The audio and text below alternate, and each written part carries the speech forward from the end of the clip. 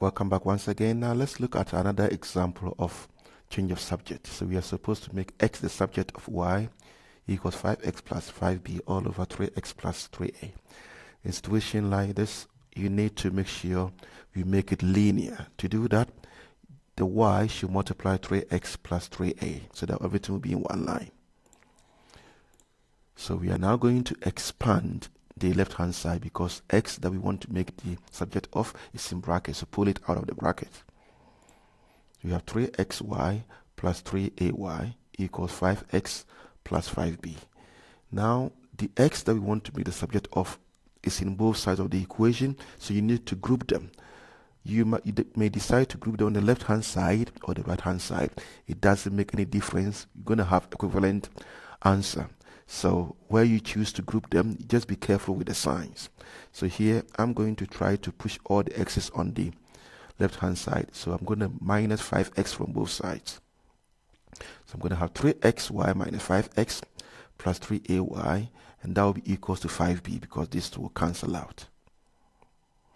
Now the next is to make sure that I don't have the 3ay here because it doesn't have the x term. So I'm going to minus 3ay from both sides.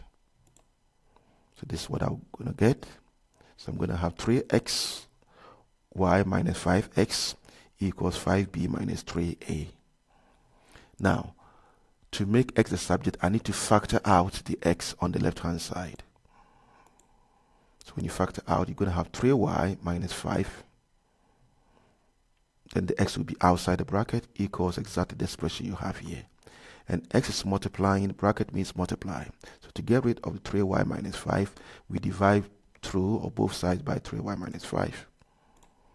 You can now cross out.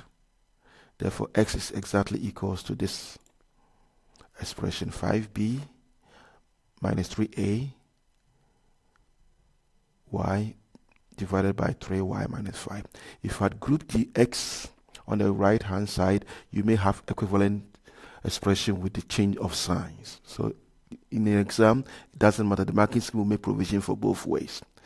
Now let's look at a typical exam style question.